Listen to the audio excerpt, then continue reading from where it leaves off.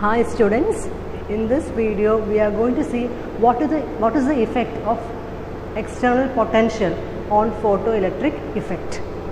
Now, if you look into the diagram of photoelectric circuit, you know the collector was connected to the negative terminal of the battery and emitted to the positive terminal of the battery, and in the previous video we discussed what happens to photocurrent when intensity of light is varied, where frequency and the external potential is kept constant. Now in this case we are going to do this experiment in two different ways. First way, in which the emitter was connected to the negative terminal, collected to the positive terminal, and in the second case we are going to reverse the polarity of the battery. That is, we are going to reverse the battery and we are going to connect the emitter to positive terminal and collector to negative terminal, and we are going to study what is the effect when the external potential is varied on the photocurrent. And for this experiment we keep the intensity and frequency of light constant, which means only the external supply is varied using the potential divider. And it was found that if the intensity and frequency of the incident light is kept constant, and if we are varying only the accelerating potential. Why accelerating means, we know the collector is connected to the positive terminal of the battery, so there is a high positive field in the collector. When the electrons are ejected from the metal surface, what happens? They get attracted towards the positive field in the collector and they start moving towards the collector. Now we are slowly increasing the external potential, but intensity and frequency is kept constant. There is no change in that. And they found that as the external potential is varied, photocurrent is also increasing. But after a certain value of external potential, it was found that the photocurrent reaches a maximum value, and above the maximum value there is no further change in current. That is, a maximum value of current is obtained, and again if we are increasing the external potential, there is no change in the current, the current value remains the same.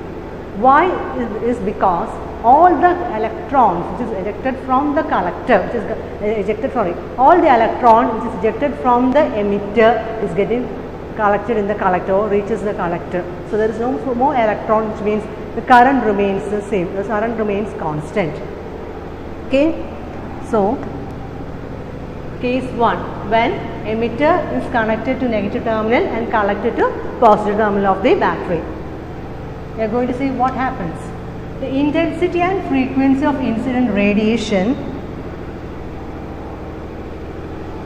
was kept fixed and the accelerating potential was slowly increased, and it was found that photocurrent increases with the increase in potential, but a stage is reached when photocurrent becomes maximum and no further increase in current will happen, even if the potential was again increased. Why? The reason is because all the electrons emitted by the emitter reaches the collector plate. So then there is no more electrons, so no change in current. And the maximum value of current obtained is called the saturation current. So just look into the right side of this graph. It's a graph relating the collector potential and photocurrent. Now as we are increasing the collector potential, what happens? The photocurrent is also increasing, but after a certain value of collector potential there is no further increase in the photocurrent, and this value of current is what we call the saturation current. Saturation means further above it there is no change or no difference in value of current. Okay. Now what they did is they repeated the same experiment, but they changed the intensity. For example, in the first case if it was 2 candela of light falling, second case they increased the intensity but energy or frequency was kept constant. They changed the increase intensity to 10 candela or any other value, which means the number of photons coming and hitting the metal surface was increased. So we know more number of electrons will be ejected, and again they increase the potential, and they found that if the intensity is increased, the value of saturation current will be slightly more. Again they repeated the same experiment by increasing the intensity, and they found that again the value of actuation current has attained little more value, but after a value of particular value of collector potential, there is no further increase in current. So if even though the intensity is increased, if the potential reaches a certain value, there is no further increase in the current if frequency is kept constant. Now again they repeated this experiment by connecting, these are two electrons, this is the emitter, this is the collector, by connecting the collector to the positive terminal of the supply and negative terminal of the supply was connected to the emitter. Now here there is negative field. So what happens when light falls on the collector plate, emitter plate? The electrons will be ejected out, but since the field here is negative, the electrons ejected out will experience a repulsive force and the electrons won't be able to move forward. Only those electrons which are having high energy, which is coming out with a high energy, starts to move forward.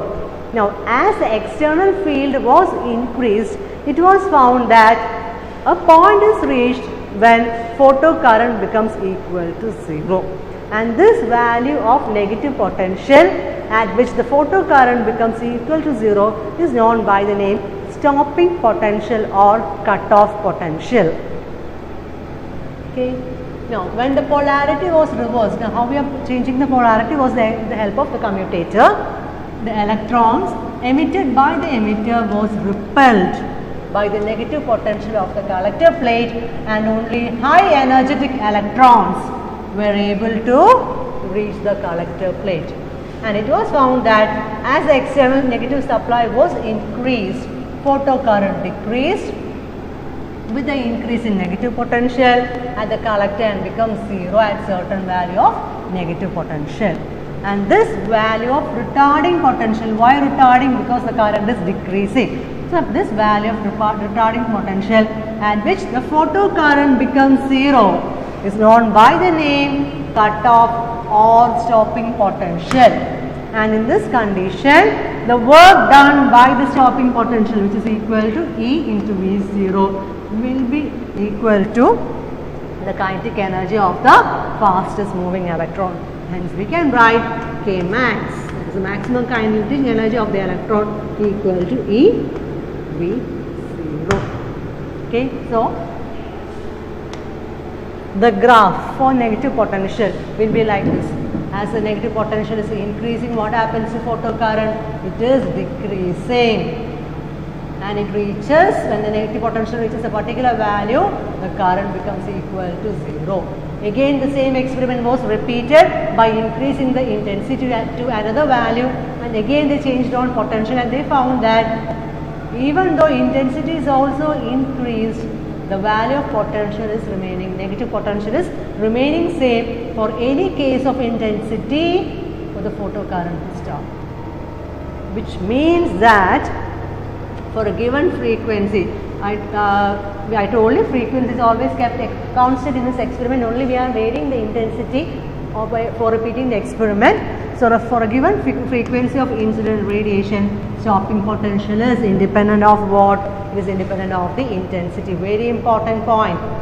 From this graph, they will be asked to interpret the graph. So we have to say from the above graph, it is clear that whatever be the intensity of the incident radiation, stopping potential always remains the same, or stopping potential is independent of the intensity of the light falling on the photosensitive material. Or in terms of kinetic energy, we can say the maximum kinetic energy of photoelectron depends on the light source and also the emitter plate material, the material of which it is made, but it does not depend on what? Does not depend upon the intensity of light, the photon. This was the main interpretation made from the above graph. And also one more thing we can say, I told you, when negative potential is connected to the collector, because of the negative field, only the fast moving electrons were able to move forward and produce a very small amount of current, which means all the electrons which is ejected from the photosensitive material does not have the same energy. Electrons are coming out with different energy, and only those electrons which were highly energetic, which were having high kinetic energy, were able to move forward, which also at a certain value stopping potential was blocked, and they were not able to move further, and hence photocurrent became equal to 0. I hope this video is clear to you. Thank you.